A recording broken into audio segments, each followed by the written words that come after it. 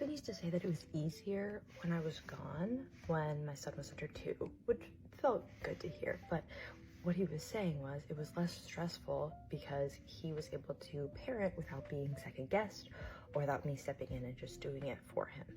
And I think there is a broad conversation to be had here about relationship dynamics, meeting each other's expectations, and postpartum anxiety and control and all of that. But I want to talk about how this plays into identity, because for me, I really struggled with feeling like a mom when I became a mom.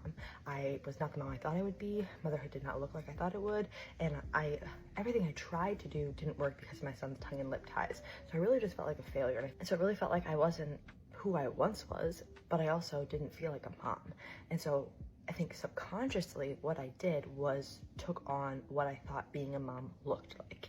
And where does that come from? Where does our idea of what being a mom looks like come from? What's modeled to us? What was modeled to me was the selfless martyr mom, the one who's burnt out, the one who's exhausted, the one who's got a mental load a mile long, and mom's gonna do it all.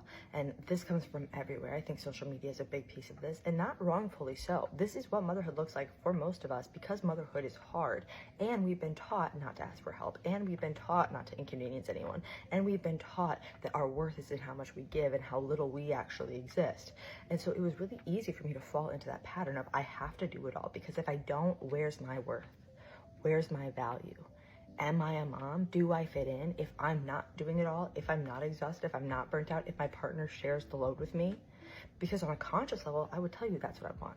I want my husband to be an equal partner in our marriage, in our parenting, all of that. I think this ties back to what Andrea O'Reilly says about mothering against motherhood. If we want to live our version of motherhood and we want to change what motherhood looks like so that other women can do that, we have to mother against what has been modeled to us. We have to mother against the societal standards that keep us in this burnt out loop. And that is hard. That opens you up to criticism of the, oh, must be nice. Oh, your partner actually helps. And yes, the systems are not set up for our partners to be equal partners. The systems are set up for us to be burnt out. And yet, I think our job is to do what we can with what we have, to work through that feeling of guilt, a feeling of being needing to be selfless, the feeling of needing to do it all, getting uncomfortable and letting our partners do something, even though they might not do it the way that we want them to. And again, we need to have that conversation about meeting each other's expectations. But it's our job to take those little steps while working towards the bigger systematic change. And to stop tying our identity to what we think we should be, and more so to what we want to be. What would that be like?